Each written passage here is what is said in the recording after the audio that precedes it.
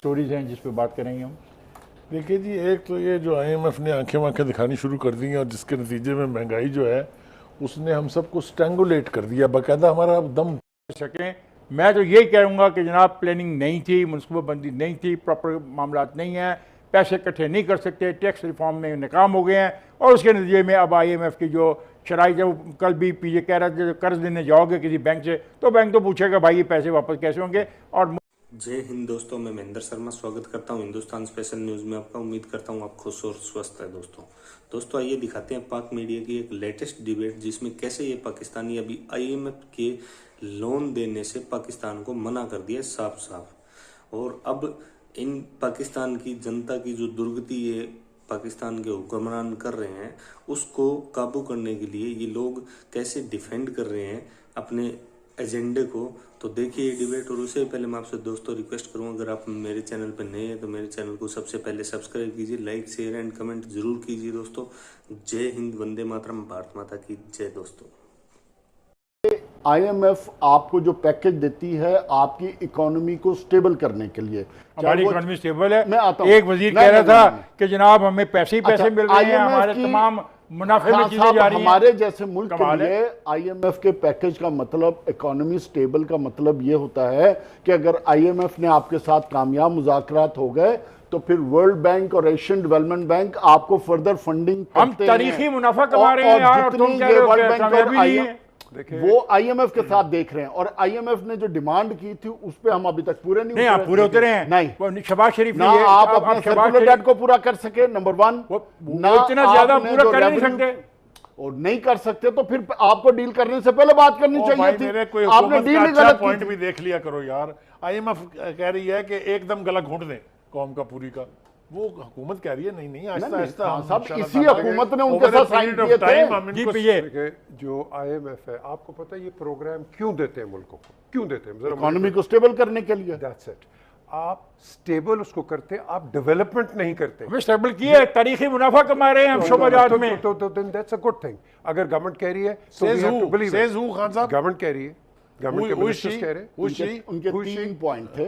Number 1, stability का मतलब क्या होता है कि जो रेवेन्यू के टारगेट्स आपने select. Let us be serious on this issue. I take PJ and Bukhari साहब not serious on this. Let me say make a serious. नहीं, ये बिल्कुल वही काम कर रहे हैं जो हुकूमत के अहलकार अवाम के साथ कर रहे हैं। Let me make a serious statement. What is the serious statement? The only outcome जो इस पूरे क्राइसिस से हुई है ना, वो ये है कि अपोजिशन जो ख्वाब खरगोश की नींद सो रही थी वो करते हैं बात अगले सब्जेक्ट। नहीं, वो तो और चीज है अगले पॉइंट पे। वो ये कि वो थोड़ा सा लग रहा है कि करवट ले रही है।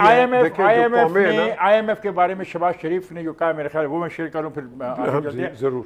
उन्होंने ये कहा है कि आईएमएफ से मुज़ाकरात की नाकामी के बाद हुकूमत कीमतों में इजाफा वापस ले। देखिए अगर वो कहते हैं नाकाम हो गया है तो शहबाज कहते हैं पर फायदा क्या कीमतें बढ़ाने का, और तमाम शराइत मान ली हैं तो फिर मुज़ाकरात नाकाम हो गए। ये क्या है कि वो शहबाज का सवाल है? जो शहबाज शरीफ साहब, हाँ जी, उन्होंने जो पॉलिटिकल साहब किया है ना, अच्छा उसमें ये है कि नंबर 1, जब शहबाज इस तरह की बात करते हैं वो ये नहीं कहते कि ये नाकाम हो गए, क्योंकि नाकाम नहीं हुए, ये डेड लॉक पे हैं और ये आगे आप बस पे बात करेंगे। ये कोई बनाना रिपब्लिक नहीं है, ना ही आईएमएफ कोई छोटा इदारा है। आप बैठ के किसी सोल्यूशन पे आएंगे। ये इशू ये है कि इतना कुछ करने के बावजूद आईएमएफ का था ना, जी बिल्कुल, वो तो बड़ा कामयाब रहा और उस पर तो इतना शोर नहीं लोगों ने। क्योंकि आप बातें करते रहे। मेरी गुजारिश सुनिए, आप बातें करते रहे। आप क्या करते रहे? आप बातें करते रहे। आप you were in talks with them. PJ my problem is ने इकदाम करने के बावजूद, कीमतें बढ़ाने के बावजूद, टैक्स, गैस, बिजली, यानी पेट्रोल, ये सब अभी भी अगर डेडलॉक है तो इसका मतलब ये कि they want us to do more and if we will do more, ये कहां जाएंगे? अवाम इनका बनेगा क्या यार? अवाम का कुछ नहीं होना। अवाम को सिर्फ जो इमरान खान का उनको कर रिलैक्स करें और सब्र करें और अच्छे वक्त का इंतजार करें। असल इशू क्या है? देखें, 2 चीज़ें। एक तो खान साहब ने पीएमएलएन की बात की और पीटीआई की, दोनों में फ़र्क क्या? खान साहब जो सबसे बड़ी, जो पीजे ने पहले बात की थी फोर साइडेडनेस की, जो गैस के हवाले से, इस हुकूमत ने एंड पे जाके डील की है आईएमएफ के पास, जब इनके पास कोई और ऑप्शन था ही नहीं तो उन्होंने अपनी मर्जी की टर्म्स एंड कंडीशन पे इनके साथ डील की। जो इसहाक डार ने डील की थी वो वेल बिफोर टाइम डील की थी, इसलिए वो अपनी मर्जी की हो गई थी। तो क्या वो उस अब डील में IMF इनको क्यों कह रही है? डील में IMF ने ये नहीं कहता आपने हमारे पैसे वापस खान कर साहब, सारा कुछ सिंपल ठीक था। बात हम समझने के लिए तैयार नहीं है। जब तक अमेरिका हमसे राजी नहीं होगा, IMF इन कंडीशंस ये को मैं नहीं और टफ मानता। कर, मैं बताता हूं कैसे। मैं नहीं मानता। उनको भाई मेरी बात सुन लेना, मैं बात सुन रहा हूं। मैं उन्हें चाहिए अफगानिस्तान में हम एग्जैक्टली वही करें जो अमेरिका चाहता है। जब तक हम उस पर राजी नहीं होंगे, ये इसी तरह के पंगे सर लेते लेकिन ये रहेंगे। फाइनेंशियल मामलात हैं, ये एक मामला, इसमें इक्तिसादियात है, इसमें टेक्निकल इश्यूज है, इसमें पॉलिटिकल इशू कम है। इसमें I will go to an extent, क्योंकि जो अंडर करंट्स होते हैं IMF To an extent. World bank और ADB, ये अमेरिकन उसको पीछे से Oh, yes. स्ट्रिंग्स उसके खींचते ये हैं। आप तो string इस उसकी वक्त निकाल ही नहीं सकते। उसको नहीं निकाल सकते। लेकिन देखो, आज हम बात कर रहे हैं तेल की। आपके पास दुनिया में कितना रह गया तेल?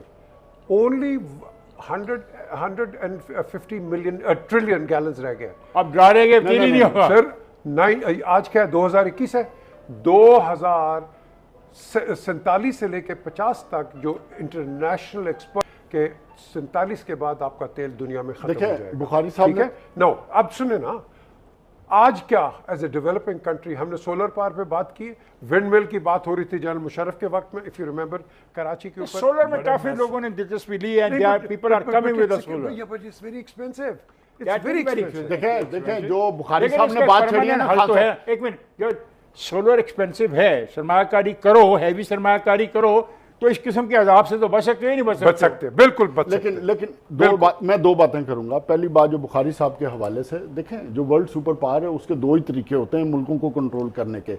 एक तरीकेकार होता एक है, गन है, दूसरा पैसा है। एक है बूट्स ऑन ग्राउंड ले जाकर, जैसे अफगानिस्तान में किया, कंट्रोल करने का। दूसरा अपने साथ जो उनके अलाइड महकमे होते हैं उनकी स्ट्रिंग्स के मैं जरिए ब्रेक में कंट्रोल जा रहा हूं। करने का। मैं समझ गया तो आपकी बात। पाकिस्तान जावेद, को मैं आपकी IMF, बात वर्ल्ड समझ बैंक गया और हूं। FATF जावेद, मैं आपकी बात समझ गया हूं, इग्नोर करके उन्होंने ये कहा कि जो लगा कि उन्होंने कहा ये तारीख का बड़ा स्कैंडल है, आटे का, चीनी का, मालम जब्बा का, और जब अपनी बारी आई है तो कानून बदले। एक बात पीजे में आपकी तवज्जो जाऊंगा, उन्होंने कहा कि ये तकर्री वज़ीर-ए-आज़म का इस्तिकाक है। मेरा ख्याल है वो DGISI की तकर्री के हवाले से बात कर रही थी। लेकिन वज़ीर-ए-आज़म को चुनना अवाम का इस्तिकाक है। अवाम पहले मर्जी से वज़ीर-ए-आज़म चुने, फिर वज़ीर-ए-आज़म फैसला करे क्या करना है। इसका मतलब है कि इनडायरेक्टली क्या ख्याल मतलब उन्होंने सपोर्ट नहीं किया इस पॉइंट ऑफ व्यू को? हाँ, मेरे ख्याल से वो अपने इशारों में अर्ली इलेक्शन की बात कर रही हैं कि जी इसको नया मैंडेट लेना चाहिए इमरान खान को। दो बातें जो हैं वो बहुत ज़रूरी हैं। एक तो ये कि मुझे खुदा का शुक्र है कि बिल आखिर ये उस ख्वाब खरगोश से उठ गए। इनको भी होश आई है कि अवाम के साथ कुछ ज्यादती हो रही है, वरना बैठे थे ठंडे चूल्हे करके अपने। तो ये जो फैसलाबाद का जलसा है ये दो एतबार से बहुत ज़रूरी था। एक तो ये कि इनके साथ क्या लोग अभी हैं या नहीं हैं, तो बाई एनी स्टैंडर्ड अगर आप इसको देखें तो जलसा कल का कामयाब था उनका। और उसके नतीजे में जो आज फैसले हुए हैं, जो नवाज शरीफ साहब और शहबाज शरीफ और मौलाना फजल रहमान के दरमियान हुआ है कि एक तहरीक चलाई जाए प्राइसेस जो है बढ़ी हुई इसके खिलाफ, ये कामयाब होने के इम्कानात बहुत कम हैं अनलेस के पीपल्स पार्टी भी इनके साथ ज्वाइन करे at any later stage, which is a possibility. क्योंकि अगर आप तकरीर सुने जो बिलावल भुट्टो जरदारी साहब ने की है वहाँ कराची में कि जिना पार्क में, उसमें भी मोर और लेस यही है कि कीमतों से लोग तंग आए हुए हैं, ज़िंदगी उनकी दूबर है, सांस लेना मुश्किल होता जा रहा है। और अगर ये सिलसिला जारी रहता है तो फिर इस हुकूमत को अपनी आपका ख्याल है कि अवाम इस सारे क्राइसिस में खड़े हो जाएंगे? क्या उनमें इतनी सख्त है कि वो इस फैसले पर आ जाएं कि सड़क पे आके अपने हकूक़ के लिए लड़ें? नहीं, लेकिन ये आइडियल एक मौका होता है जब किसी मुल्क में इस तरह का क्राइसिस आता है, तो अपोजिशन जो होती है उसके लिए एक टॉकिंग पॉइंट बन जाता है। एनकैश करती है ये उसको इनकैश करती है उस सिचुएशन को, और वो इस सिचुएशन को इनकैश कर रहे हैं।